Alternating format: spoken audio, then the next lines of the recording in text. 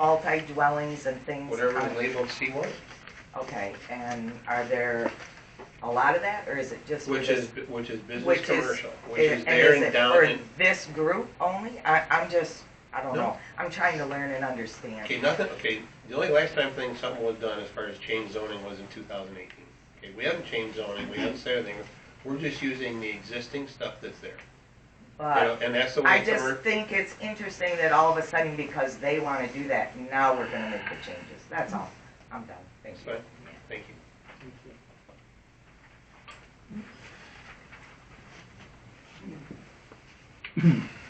Shay Kendall, 53 South Limit Beach Road. I don't have much to say other than I want to completely reiterate what the last lady just said, and I'm just in complete agreement. Thank you.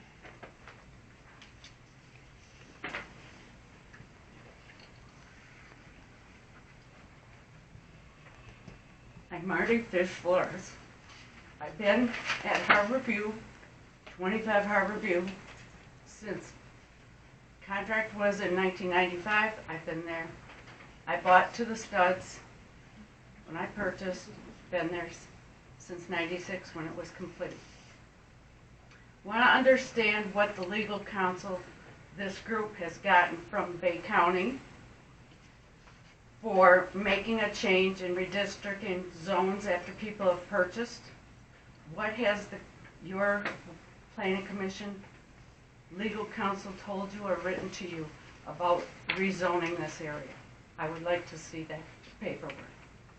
And I want to understand as a homeowner, how come these people, so many people, we're next door, we're neighbors, we have no paperwork, we have no notification. Okay, by the way, there was an incident back in 2022, July 4th, and there was illegal activity at the campground, and now it's escalated to this point.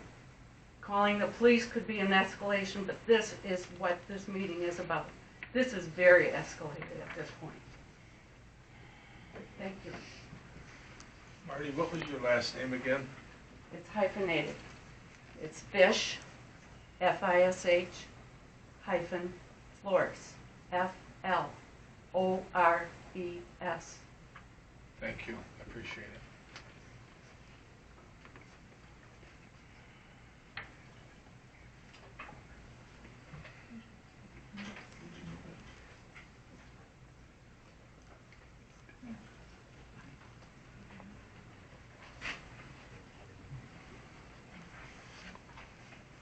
Hi, my name is Dave Stockmeyer. I'm a resident also of Harborview Point Condos, Unit 61.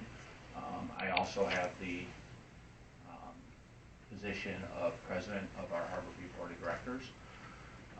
We had written a letter that was in support of the operation, provided that we communicated on some key issues. And it was, I come from a business background. This is a very emotional topic, obviously. As you can hear, plenty of our residents are here, and there's a lot of emotion behind it.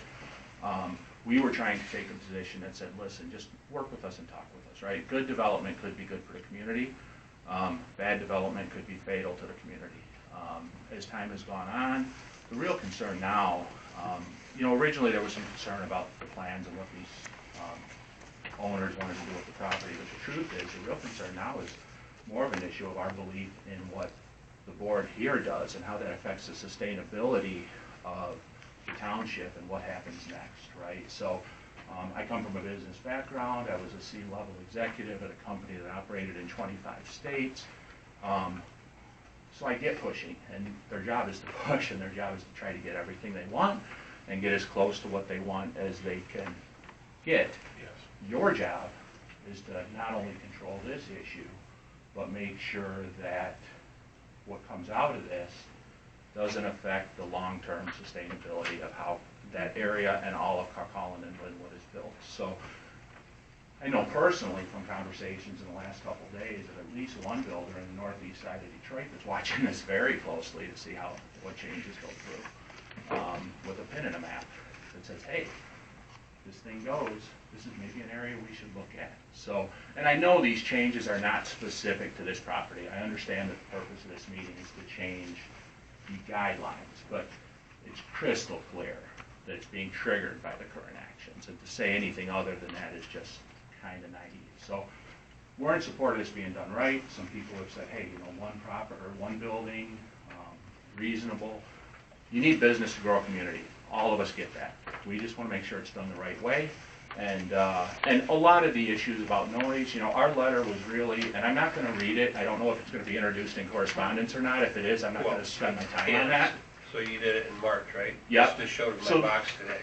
So that was For done second in sequence, preparation so- for the Board of Appeals meeting that was scheduled for March 20th. Gotcha.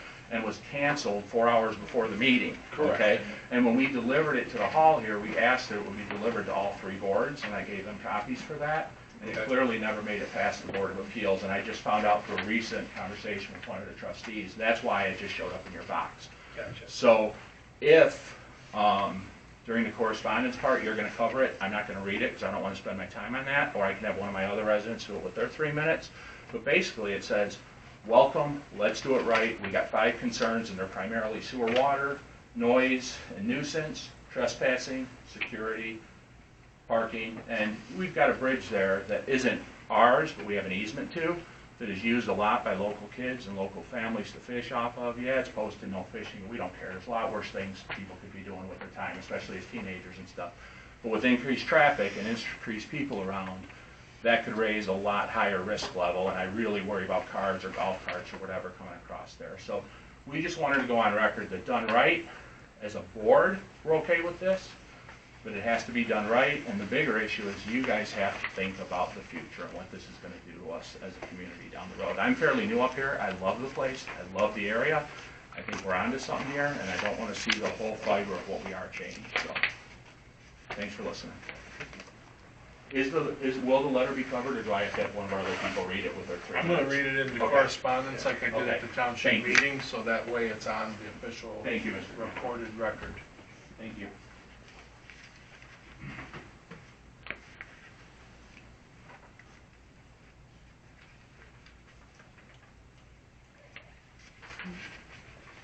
Anybody else?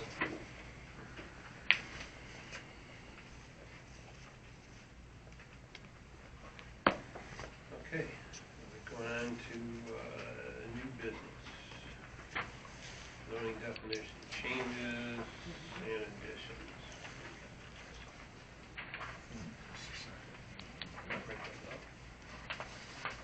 What? Did you pick those up? We got those? The changes? Additions? You're talking about these? No, not just the one for the, well, I guess we can go on that first. The other change in additions is this one, is this the one you're asking? I guess it'd be covered under this. This is printed out? This the one that's... No, that was from the original stuff. It was the sheet that I originally had sent out. But I guess probably just start with, Also, since I wrote this, I'll read it. there you go. Original is cabin courts. It says 2 or more cabins used for occupancy as a dwelling or sleeping quarters for transients or tourists for a fee situated on one parcel. My change would be, or my suggested change would be, change cabin court to tourist dwelling. The reasons for this is Article 2, page 8, numbers 36, 36A, 36B, and 36C all refer to dwellings. Dwelling unit, single-family dwelling, 2-family dwelling, and multifamily dwelling. The logical train of thought would be that 36D would follow the same thread with the word dwelling. The part where it says 2 or more cabins used, I change the word to cabins and make it 2 or more dwelling units, which would be in line with the same wordage. It would be the same as above. Single-family dwelling contains the phrase building containing not more than 1 dwelling unit. 2-family dwelling contains the phrase building containing not more than 2 separate dwelling units.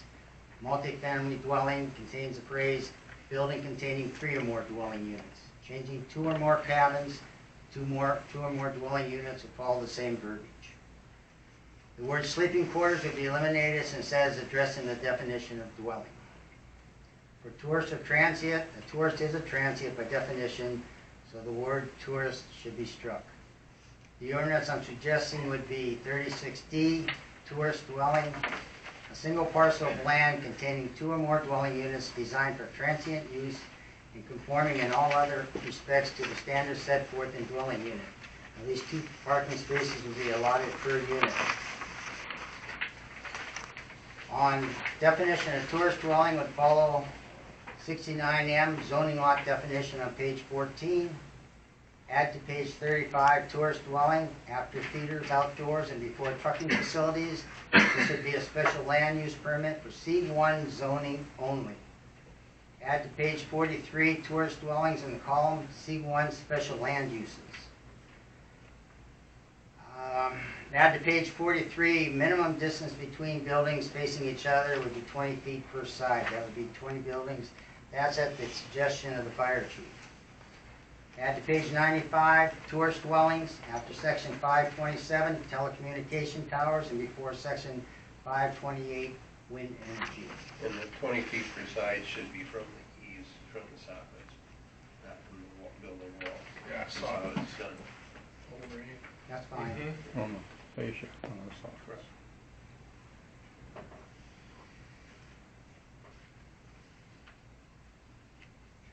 Just so you're aware, we're still checking through fire codes, okay? And to make sure that there isn't a larger reference to distance between them. Okay. No. About 20 feet falls in line with the R1 construction. Okay. In the parking here, we consider, in the application, but also we word something about trailers as well. Because obviously they're gonna, folks that rent these things or whatever, are gonna have trailers for tow, right? Right. Yeah, it's So got to fit accommodate- within the parking spaces they provide. So to accommodate 2 parking places plus trailers? 2 parking spaces, period. Okay. You know, all vehicles are all associated with each cabin must fit in the allocated spaces, or they have to find space someplace else. See, I think that's gonna be one of the biggest problems because if you're coming fishing, you're gonna have a boat trailer. Or, Coming or, snowmobiling. let's forget about the fishermen Please. and say mom and dad go up and they rent a cabin because they wanna go to the water. And so they come up here to come to the cabin and we're sitting at home, we say, hey, let's go surprise mom and dad, and what do we do with the extra 3 cars? I mean, those are, in my book, very valid concerns, because when I keep looking at the project, or I won't say project, I'll correct myself. When I'm looking at this zoning, having just went through the zoning thing down in Frankenmuth about township planning as well as, and planning and zoning, comment was made, you don't change your zoning to fit the development. The development fits your zoning. That was the comment that that speaker spoke of in that conference. And he reiterated more than once, and I asked the question. And that was where he stood, the gentleman that came up here to Frankenmuth for the MTA in reference to this. Because if you start to change it right now for this, the next thing we know, we have to change when the next person comes up, because the first words they're going to say to each and every one of us, well, you did it on this project, why wouldn't you let us do it here? They had a 67-foot lot, and I got a 400-foot lot. And I think we're all kind of thinking about this in the back of our mind as to just how we're going to work this out. And remember that no matter what size they are, it still has to Meet fire code restrictions, water and Correct. sewer. That should all be in But the Charlie, it has site to meet, plan. it has to meet the definition of neighborhood commercial district C1. And at the bottom, it has setbacks. And the footprint of the buildings can only be 35% of the footprint of the lot. That's all stated there, and we're not changing anything. We're making an ordinance that could address future development in the same area. So we're not changing anything. Something got brought up, we have no wordage whatsoever in this. So what we're addressing In our is, zoning, when it talks about cottages, it actually talks about a 10-acre parcel. if you're going to put together a development of That's this for nature. that's for campground stuff. That's That's campground. not- That's Cabins. not Cabins. No, ours says, what zoning is that? Is that ours? I was looking, at- Ours says for a campground, you have to have 10 acres or more for a but campground. it wasn't for trailers, it was in reference, Because nowhere in our place there's any mentions of cabins or of those type of things. There are multiple dwellings on one lot. It does for trailers, you know, for a campground and stuff. That's where the multiple comes in. Also, the campground can take and get rid of some of their campsites and put small cottages in there too, to rent out instead of renting out the trailers. They have the option to do that because they're on 10 acres or more. I mean, that was the whole thing. We just don't, and that's the way zoning goes. You get things and all of a sudden people want to do something different than what everybody's done in the past.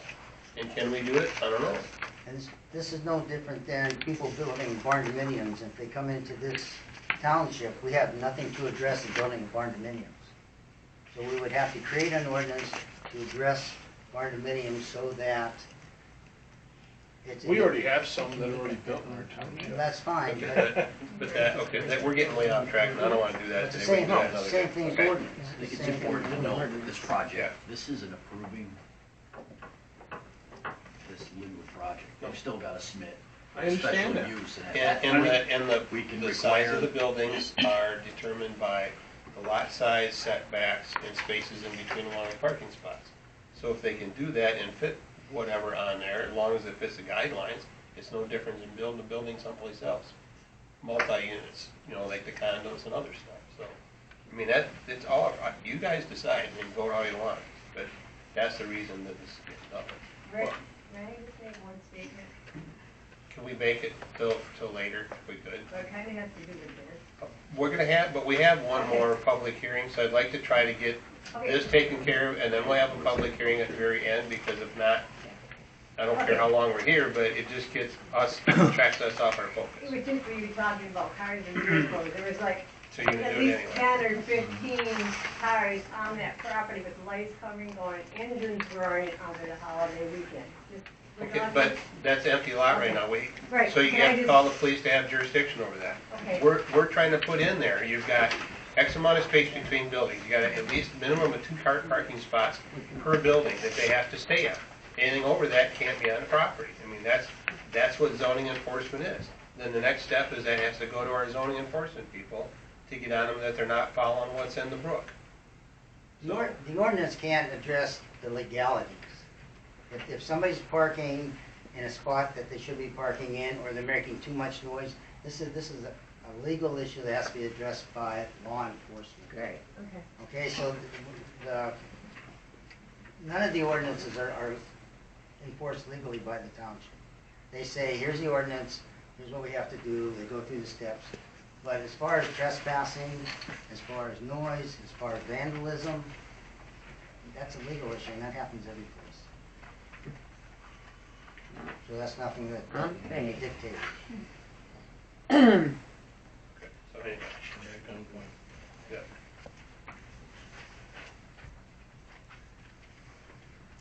So where were we?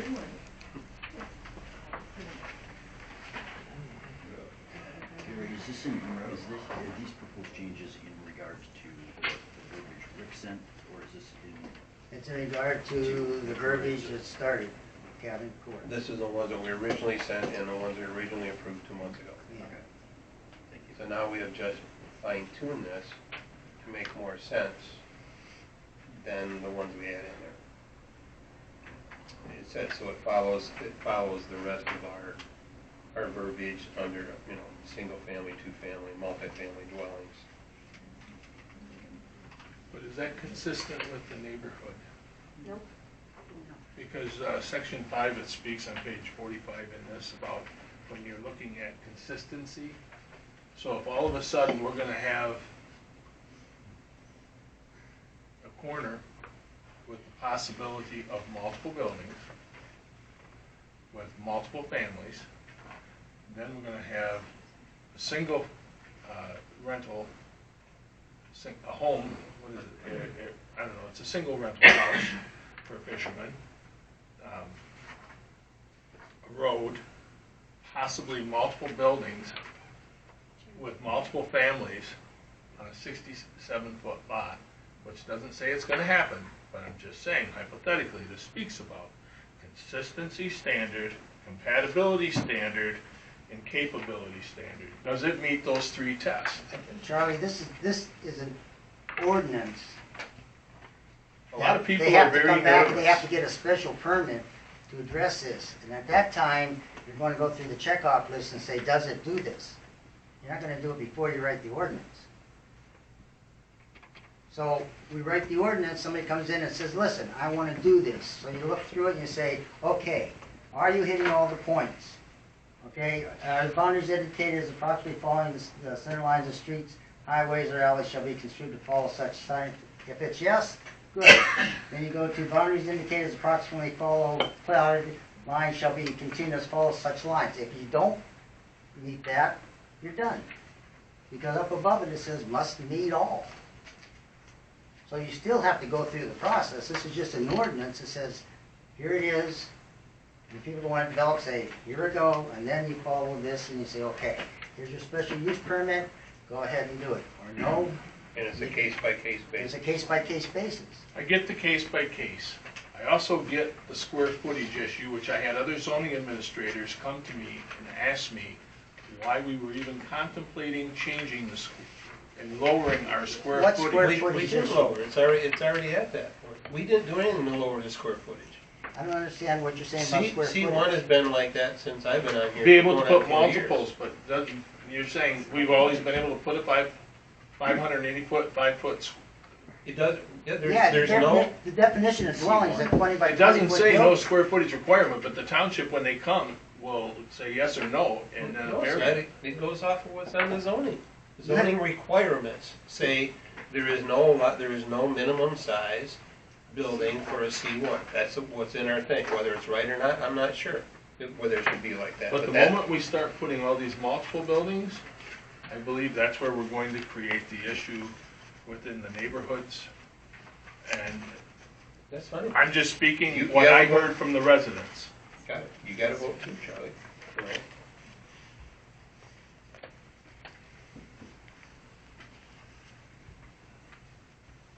I still don't know what you're addressing, Charlie, as far as square footage. It says 35% of the lot.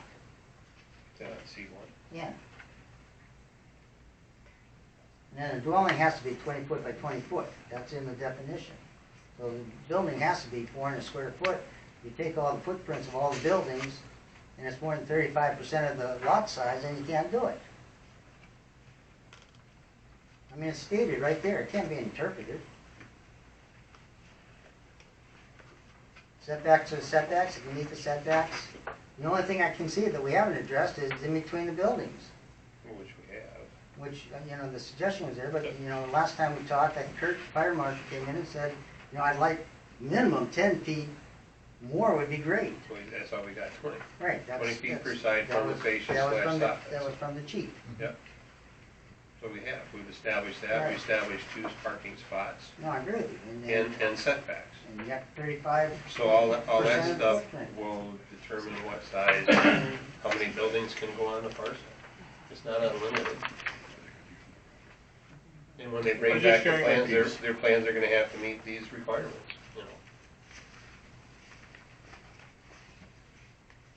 I got a question. The 20 foot from the property line in, is that considered to the parking area as well? A buffer? No, that's 20 20, foot, that's 20 just for feet. buildings only. Building to building. Yeah, from overhang. Yeah, And right. they still got whatever C1 You setbacks. still have to have 45 foot from the front, 45 foot from the 25 water. foot from the back. And so, if you do it the other way and you say the front's facing the water, you gotta be 45 foot from it. What's the side? 45 feet from the lagoon this way. From the roadway back, that setback was 25 That'd be feet. 45 foot if the door faced the roadway. If what? If you had two buildings with the door facing the roadway, they'd have to be set 45 foot back. If you had two buildings facing the lagoon, they'd have to be set No, 45. no, that's not how it is. On a water, no, there's the other one that's gonna get tricky. No, you're gonna call, it's a pond, so that's waterfront. On a waterfront lot, your front yard is the water side. Right. So, and then, which means the rear is 25 feet Right. off the road, yeah.